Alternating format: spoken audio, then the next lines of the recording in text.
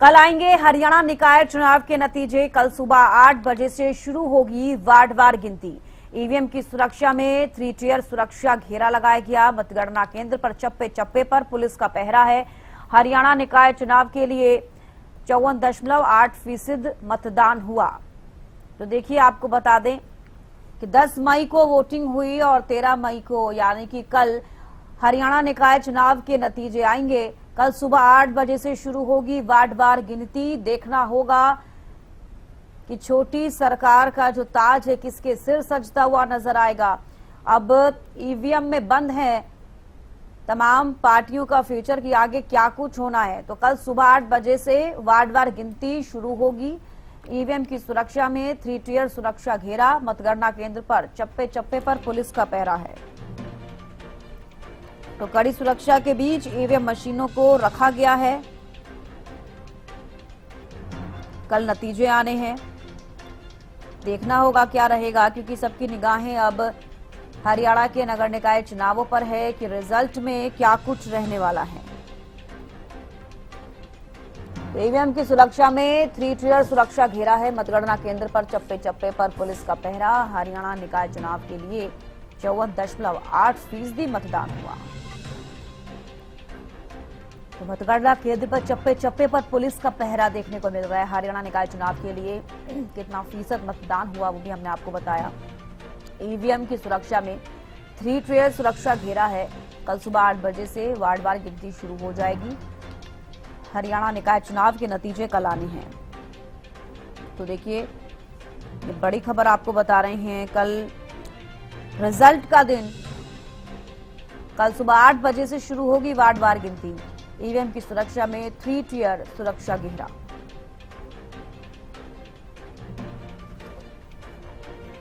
तो कल आएंगे हरियाणा निकाय चुनाव के रिजल्ट।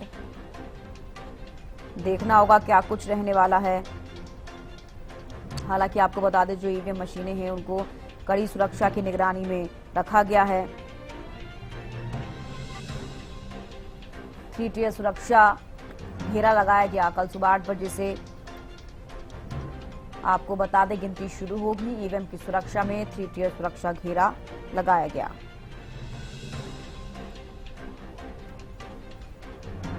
ईवीएम की सुरक्षा में 3 टियर सुरक्षा घेरा। मतगणना केंद्र पर चप्पे चप्पे पर पुलिस का पहरा है। हरियाणा निकाय चुनाव के लिए 54.8% मतदान हुआ है।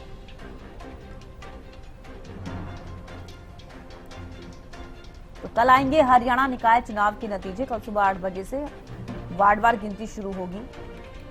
ईवीएम की सुरक्षा में 3 टियर सुरक्षा घेरा है। मतगणना केंद्र पर चप्पे चप्पे पर पुलिस का पहरा। हरियाणा निकाय चुनाव के लिए 54.8% मतदान हुआ।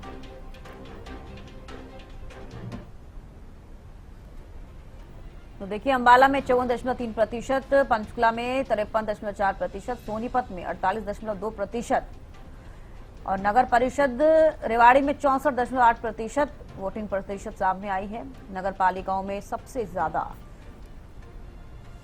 देखिए सांपला में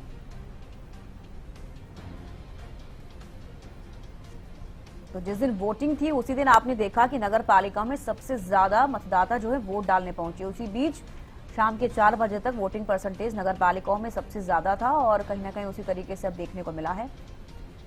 इस रैली के माध्यम से आप देख रहे हैं कि जो नगर निगम है, 3 नगर निगम और नगर पालिका और नगर परिषद में वोटिंग परसेंटेज क्या रहा।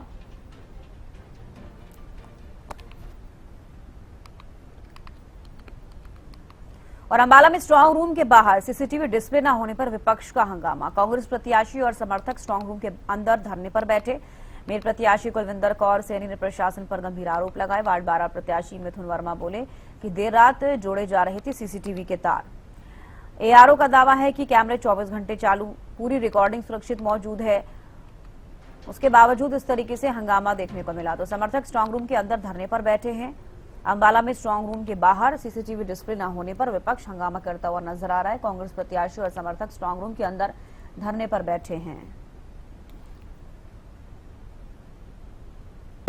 10 बजे यहाँ आए तो हमें पता लगा भी वहाँ लाइटें बंद हो गई, बाहर कोई कैमरा नहीं चल रहा। तो ये बच्चे हैं, ये आए, इन्होंने देखा आके मैं भी आई इनके साथ। अंदर कोई लाइट नहीं है, तो अंदर लाइटें जलाई इन्होंने भाग के। तो अंदर जब हम आए तो इन्होंने ना ये प्लग थे लाइट के तारें लगा रहे। तो हमने पूछा भी ये क्यों नहीं लगी, बोल रहे अब लगा रहे हैं। तो ये जो मशीनें थी कब आई थी, ये कल आई थी ना 7 बजे। तो ये 7-8 बजे क्यों नहीं होया ये काम, अब क्यों हो रहा है? कितने घंटे हो गए मशीनें आई हैं। तो ये इनकी कितनी गलती है। अब हम कभी ये सारे मेरे बच्चे धरने पे बैठे हैं, तो मैं भी इनके साथ बैठी हूँ।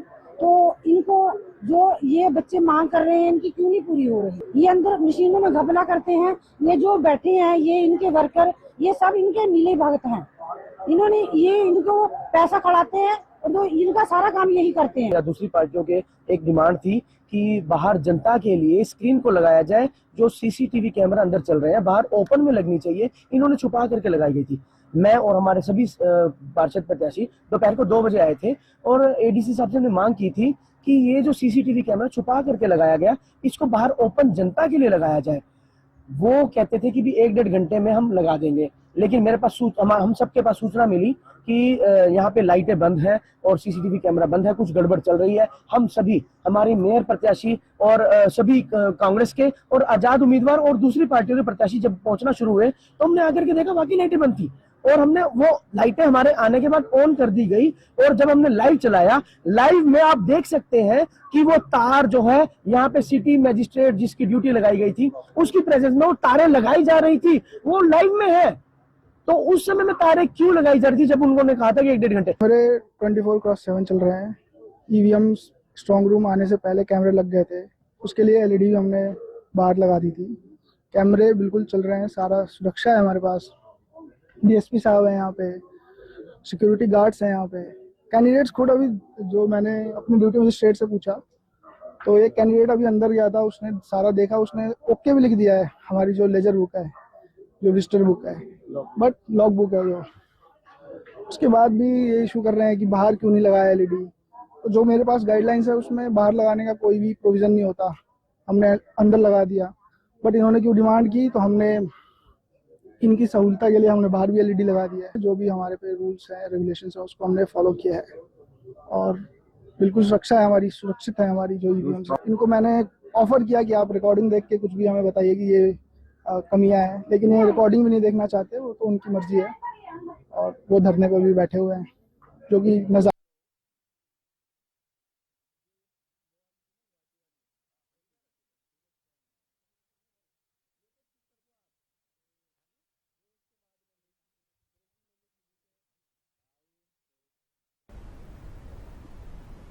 और चलिए इसी बीच एक बड़ी खबर सामने आ रही, रुक कर लेते हैं। गुवाहाटी पहुंचे हरियाणा के सीएम नायब सिंह सैनी, आज सीएम पद की शपथ लेंगे हेमंत बिस्व शर्मा। ये बड़ी खबर बता रहे हैं आपको, शपथ ग्रहण समारोह में शामिल होने के लिए पहुंचे हैं। तो प्रधानमंत्री नरेंद्र मोदी, गृह मंत्री अमित शाह भी मौजूद रहेंगे। आपको बता दें बीजेपी शासित राज्य के मुख्यमंत्री भी समारोह में पहुंचेंगे। गुवाहाटी पहुंचे हरियाणा के सीएम नायब सिंह सैनी, आज सीएम पद की शपथ लेंगे हेमंत बिस्व शर्मा। शपथ ग्रहण समारोह में शामिल होने के लिए सीएम पहुंचे हुए हैं। तस्वीरें, प्रधानमंत्री नरेंद्र मोदी, गृह मंत्री अमित शाह मौजूद रहेंगे। बीजेपी शासित राज्यों के मुख्यमंत्री भी समारोह में पहुंचेंगे। गुवाहाटी पहुंचे हरियाणा के सीएम नायब सिंह सैनी। ये बड़ी खबर आपको बता दें, गुवाहाटी पहुंचे हरियाणा के सीएम नायब सिंह सैनी, शपथ ग्रहण समारोह में शामिल होने के लिए सीएम पहुंचे हुए हैं। प्रधानमंत्री नरेंद्र मोदी, गृह मंत्री अमित शाह मौजूद रहेंगे। बीजेपी शासित राज्यों के मुख्यमंत्री भी समारोह में पहुंचेंगे।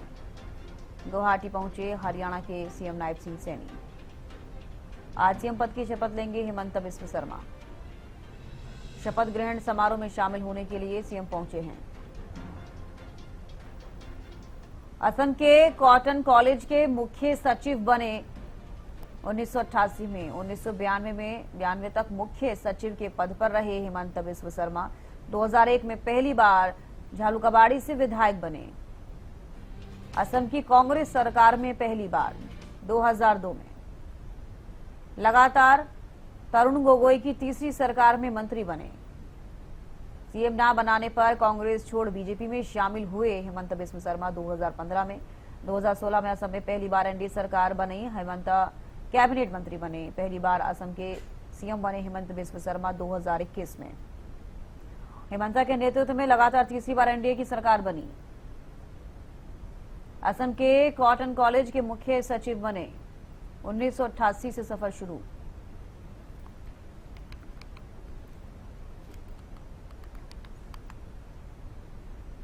और आज दिल्ली पहुंचेंगे सीएम नायब सिंह सैनी। रात 8 बजे हरियाणा भवन पहुंचेंगे मुख्यमंत्री। कल दिल्ली में सीएम नायब सिंह सैनी मुलाकात करेंगे। केंद्रीय जल शक्ति मंत्री सीआर पाटिल से मिलेंगे सीएम नायब सैनी।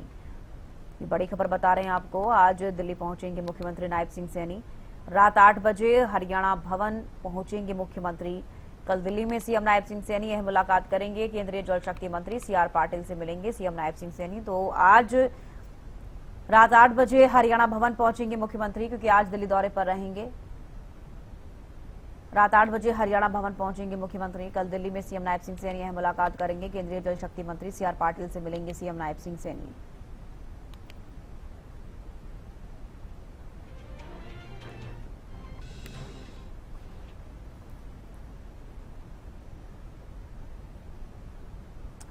हरियाणा बीजेपी को जल्द मिल सकता है नया प्रदेश अध्यक्ष। बीजेपी प्रदेश अध्यक्ष नाम का ऐलान जल्द संभव। लंबे समय से पार्टी प्रदेश अध्यक्ष के ऐलान का इंतजार कर रहा है। आपको बता दें कि अध्यक्ष के ऐलान का इंतजार किया जा रहा है। मौजूदा अध्यक्ष मोहनलाल बडौली का नाम दावेदारों में सबसे आगे चल रहा है। अब देखना होगा कि बीजेपी प्रदेश अध्यक्ष का जो नाम का ऐलान होगा उसमें क्या मोहनलाल बडौली को एक बार फिर से रिपीट किया जाएगा या फिर उनकी जगह कोई नया चेहरा देखने को मिलेगा। तो हरियाणा बीजेपी को जल्द मिल सकता है नया प्रदेश अध्यक्ष। बीजेपी प्रदेश अध्यक्ष नाम का ऐलान जल्द संभव। लंबे समय से पार्टी प्रदेश अध्यक्ष के ऐलान का इंतजार किया जा रहा है। मौजूदा अध्यक्ष मोहनलाल बडौली का नाम दावेदारों में लेकिन सबसे आगे चल रहा है।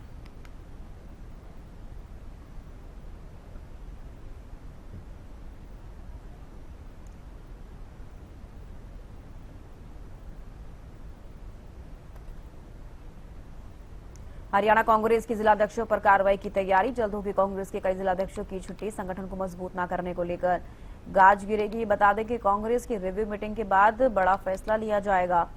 कांग्रेस हाईकमान को सौंपी गई जिलाध्यक्षों की लिस्ट। कांग्रेस से प्रभारी जितेंद्र बघेल की ड्यूटी लगाई गई है। जितेंद्र बघेल ने रिव्यू मीटिंग के बाद लिस्ट को तैयार किया है। अहम खबर आपको बता रहे हैं, हरियाणा कांग्रेस के जिलाध्यक्षों पर कार्रवाई की तैयारी। जल्द ही कांग्रेस के कई जिलाध्यक्षों की छुट्टी होने वाली है। संगठन को मजबूत न करने को लेकर गाज गिरेगी। कांग्रेस की रिव्यू मीटिंग के बाद फैसला लिया जाएगा। कांग्रेस हाईकमान को जिलाध्यक्षों की लिस्ट सौंपी गई है। कांग्रेस से प्रभारी जितेंद्र बघेल की ड्यूटी लगाई गई है। जितेंद्र बघेल ने रिव्यू मीटिंग के बाद लिस्ट को तैयार कर लिया है।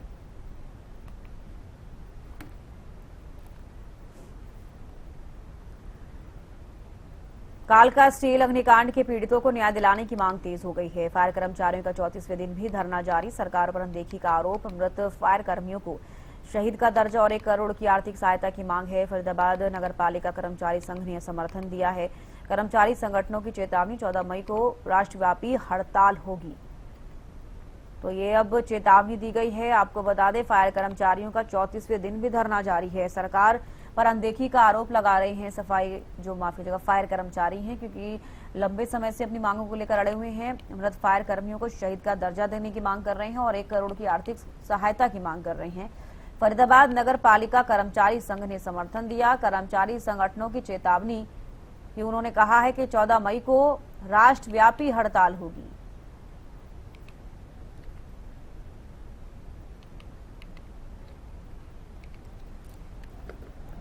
शहर जो है गंदगी में अट चुका है। आगजनी की घटनाएं बढ़ रही हैं। इसलिए सरकार बिना किसी देरी के बातचीत की टेबल पर आए और इनकी जो मांगे हैं, आप सबको मालूम है, 2 हमारे फायर के साथी शहीद हो गए।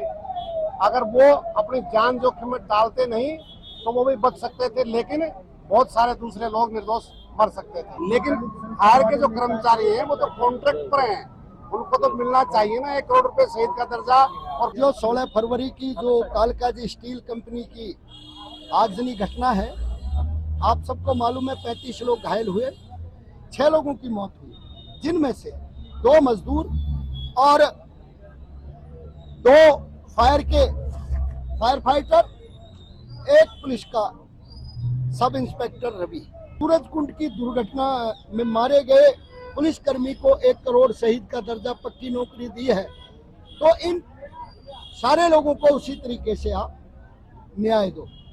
आज तक नहीं दिया। माध्यम से ये सरकार को सीधा सीधा अपील है कि सरकार तुरंत प्रभाव से इन दोनों फैक्ट्री कालका जी के मजदूरों के बच्चों को नौकरी दे, मुआवजा 50-50 लाख, फायर फाइटर के बच्चों को 1-1 करोड़ रुपया सरकारी पक्की नौकरी दे। हम लड़ेंगे। हमने इस 11 दिन से चल रही हड़ताल को आगे बढ़ाने का निर्णय लिया है और हम इसको 14 मई वीरवार तक बढ़ाने का। हमारे पति कालका का स्टील कंपनी में काम करते थे और आग लगने की वजह से वो घायल हो गए। इलाज के दौरान सफदरगंज एम्स में भर्ती थे, वहाँ पर वो डेथ कर गए और सरकार से हमें कोई मदद नहीं मिली है। हम लोग सरकार मुआवजा दे और हमारे सरकार एक नौकरी दे। कुछ नहीं मिला सर, बस कुछ नहीं, 2 लाख रुपया बस मिला है। अब उसमें हम कैसे क्या करेंगे सर? वो हॉस्पिटल से जाके घर पे एम्बुलेंस ले गए, बॉडी ले गए घर पे, उनको दाह संस्कार किया, सब कुछ किया, उसमें खर्चा हुआ। मांग हमारी है कि हमें मुआवजा चाहिए, सरकारी नौकरी चाहिए ताकि हम अपने बच्चों को भविष्य बना सकेंगे।